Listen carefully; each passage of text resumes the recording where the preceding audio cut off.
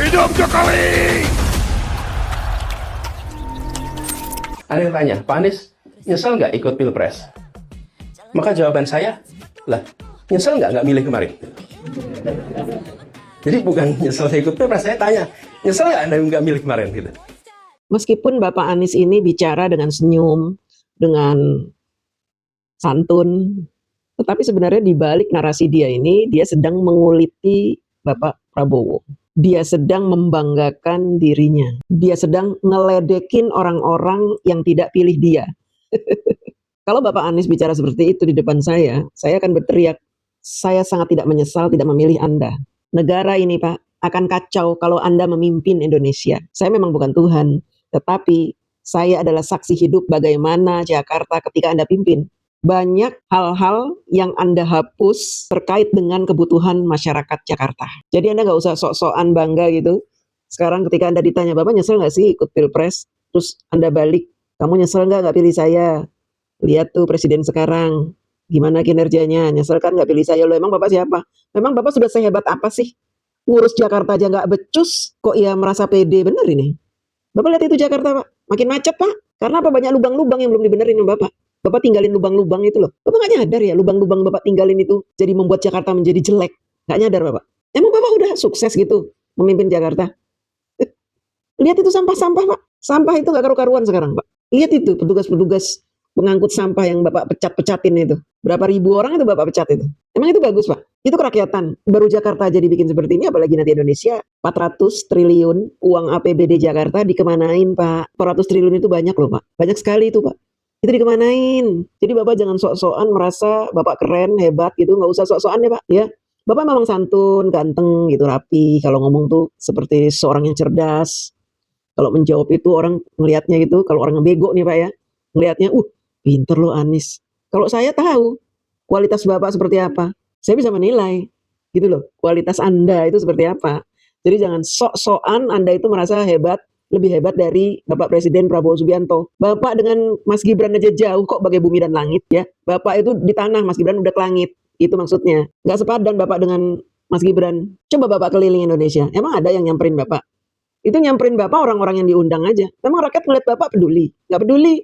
Saya kalau ketemu Bapak di jalan juga, mendingan saya lari daripada mendekati Bapak. Berbeda kalau Mas Gibran. Banyak orang yang ingin nyamperin. Karena apa? Cahaya manusia itu menarik orang-orang baik mendekat. Mas Gibran itu auranya lebih kencang daripada Bapak. Jadi Bapak jangan merasa lebih hebat, lebih keren, sombong. Jangan merasa begitulah Pak, sebel saya ngeliatnya ya. Kesombongan Bapak ini sudah iblis saja Pak, ahli ibadah itu Pak. Ya, ahli ibadah. Ribuan tahun dia menyembah Allah itu. Berzikir tiada henti, ilmunya tinggi sekali. Ilmunya tinggi Pak. Tetapi dijadikan iblis oleh Allah. Dijadikan buruk rupa, dijadikan makhluk yang terlaknat. Karena apa? Karena sombong. Bapak mau dilaknat oleh Allah. Kalau nggak mau jangan sombong. Berhenti untuk sombong. Berhenti untuk menghina orang. Loh, saya kan nggak menghina. Saya cuma ngomong, kamu nyesal nggak? Nggak pilih saya. Kan begitu. Bapak harusnya ngelanjutin tuh. Kamu nyesal nggak? Nggak pilih saya. Kan begitu. Itu kan sombong Pak. Kita tuh tahu maksud Bapak. Ya. Kita tahu di balik kata-kata Bapak itu ada keangkuhan, kesombongan, kepongahan. Luar biasa itu Pak. Orang sombong tidak akan pernah meraih kesuksesan. Orang sombong seperti Bapak tidak akan pernah menang. Orang sombong seperti Bapak tidak akan menarik simpati masyarakat. Yang tertarik dengan Bapak adalah sesama orang sombong. Sesama orang yang suka merendahkan orang lain yang tertarik oleh Bapak. Karena aura Bapak itu hanya akan menarik orang-orang dengan kepribadian yang sama. Sombong, angkuh, suka merendahkan orang, hanya melihat fisik, tukang menghina, itu yang tertarik sama Bapak. Lihat aja itu. Tifa itu, spiritualitil seperti apa dia menghina Pak Jokowi. Lihat aja itu. Orang-orang HTI, FPI bagaimana dia menghina, menginjak-injak Pak Jokowi. Memfitnah, menuduh Pak Jokowi. Itu bagaimana itu? Mereka itu. Nah itu orang-orang yang tertarik oleh Bapak itu kayak gitu modelnya. Ya. Sekali lagi Pak, jangan sombong lah. Ya. Karena zaman sekarang itu orang sombong kelihatan dari kata-katanya. Bapak walaupun berbahasa indah, senyum. Saya kan ditanya, ya tetap aja Pak. Kelihatan sombongnya. Congkak, angkuh. Saya omongkan ini dan kami ceritakan ini bukan bohong, karena pun semuanya ada buktinya, ya ada bukti rekamannya, baik rekaman CCTV maupun rekaman langsung saat kejadian. Langsung bilang borgol, borgol, siapin borgol. Jadi saya sudah langsung mau diborgol oleh seorang berpangkat Ibtu, ya, yang berinisial R. Ya. Saya nggak bisa membedakan lagi antara perampok dengan petugas kepolisian. 1 tahun kamu dibebaskan setelah kamu dinyatakan sebagai tersangka. Kurang. Hah? Pak polisi masih jahat. Kamu selama ini kan ngenyek polisi katanya. Mana polisi nakut-nakutin doang. P21, P21. Sekarang giliran ditangkap kamu ngata-ngatain polisi rampok. Kenapa kamu mesti diborgol? Ya, karena polisi juga nganggap kamu gila. Takut dicakar, harus diborgol tangannya. Kamu kan sekarang sudah menunjukkan tanda-tanda kegilaan selama ini. Selama 1 tahun kamu ngoceh-ngoceh, main-main wayang kayak orang gila. Bapak polisi ngeri lah mau nangkep kamu. Ya makanya diborgol. Kok sekarang kamu marah-marah? Kamu nggak usah memprovokasi rakyat, ya nggak usah bilang-bilang, nggak usah ngadu-ngadu, ya nggak usah lebay. Saya tidak bisa membedakan antara polisi dengan perampok. Karena kamu udah gila, maka kamu nggak bisa bedain. Kalau kamu waras, bisa bedain lah. Kamu harusnya sadar diri, 1 tahun kamu bebas loh, padahal kamu tersangka. Dan kamu masih ngoceh-ngoceh dibiarin juga. Ya Pak polisi gemes juga nih, orang dibebasin bukannya terima kasih, bukannya anteng-anteng, malah ngoceh-ngoceh terus tiap hari. Disangkanya kamu itu gila, ngerti nggak kamu? Karena mereka menggunakan, kemudian mereka menunjukkan identitasnya. Tapi ya siapa tahu kalau identitas itu hanya cetakan pasar pramuka gimana? Tidak diperbolehkan ganti. Ada kata-kata itu. Ada kata-kata itu. Dan satu yang paling penting, tidak ada izin RT RW. Karena istri saya barusan mengkonfirmasi juga, ya jangankan bicara hukum apalagi humanis. Kesimpulan saya brutal bahwa itu seperti pengkhianatan G30 SPKI film itu. Lebay banget kayak pengkhianatan G30 SPKI. Terus kamu mau dibilang pahlawan gitu? Hah? Mau dibilang pahlawan? Apaan sih cuma ditangkap begitu aja? Cuman 2 hari kamu di penjara terus dilepasin, wah langsung seperti bumi, lah. Roy kamu itu benar-benar. Emang nggak waras kamu itu ya? Supir kamu aja, kamu kasih duit 10.000, 15.000. Padahal dia kerja sampai jam 2 malam coba. Kamu kasih segitu, nih dipakai nih, pakai. Kamu tuh tidak seperti orang-orang lain.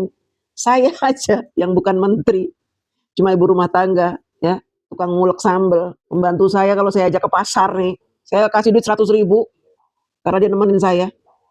15.000 tuh buat beli apa, Roy? Ya, jadi kamu nggak usah sok-sokan lah. Kamu itu udah di mata kita itu udah orang waras kamu itu ya. Dan nanti bisa dibuktikan kalau film kita asli, ya film asli itu nanti sudah tertayang ya gitu, meskipun tentu tidak hari-hari ini karena film itu akan dipergunakan untuk satu proses tertentu. Masih ada drama yang lain, drama ketika dibawa ke rumah sakit, kemudian drama malam hari ketika dari rumah sakit itu tiba-tiba mau dibawa balik ke Polda Metro Jaya, ya padahal dalam kondisi belum sehat, ya. Kemudian Loh, kamu itu tiba-tiba sakit kok nggak sehat? Katanya kamu sehat. Kamu katanya nggak apa-apa, nggak perlu diperiksa ke rumah sakit. Giliran diperiksa ke rumah sakit, kamu dibawa balik, kamu katanya nggak sehat. Gimana sih? Gimana sih? Kamu kan sehat kan? Sehat. Berarti kamu benar-benar gila nih. Nggak sehatnya karena gila atau gimana ini kamu?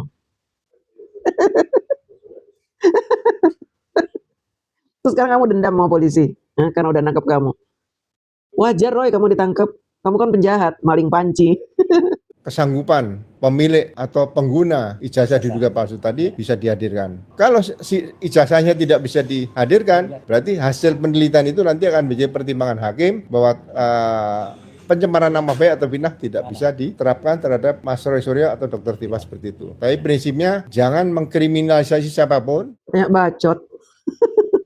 Masa mantan Wakapolri kayak begini, belain maling panci, belain tukang fitnah, belain ODGJ, ya polisi sampai takut mau nangkap dia mesti pakai borgol, karena mungkin dia takilan waktu ditangkap itu, ya.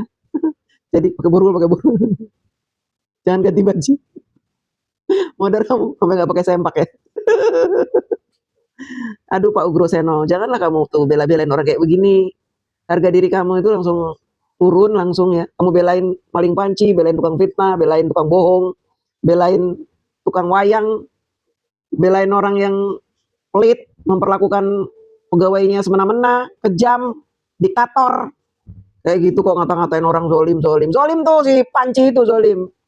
Itu ya sudah bukti nyata bagaimana supirnya itu berkeluh kesah selama menjadi supirnya dia itu gak dikasih makan, telurnya diumpetin. Kayak gitu kok dibela-bela. Jangan-jangan Pak Ugroseno gitu juga sama supirnya ya. Jadi sudah biasa gitu. Berarti kalian tuh orang-orang gak punya hati nurani kalian itu. Ya, Orang jahat kalian itu ya. Menormalisasi seorang majikan memperlakukan drivernya seperti itu. Kalian normalisasi. Kalian menormalisasi tukang fitnah, tukang bohong, tukang mencaci, tukang mencela, seperti si Roy Panci ini. Kalian menormalisasi maling panci, maling uang negara. Orang-orang pembela si Panci itu adalah orang-orang yang menormalisasi kejahatan seperti itu. Bahkan menormalisasi orang yang pelit. Sementara dalam Islam itu, orang pelit itu dekat dengan neraka. Paham kamu, Roy? Nggak paham kamu. Kamu nggak ngerti agama. Orang kalau ngerti agama tidak mungkin memperlakukan pegawainya seperti itu.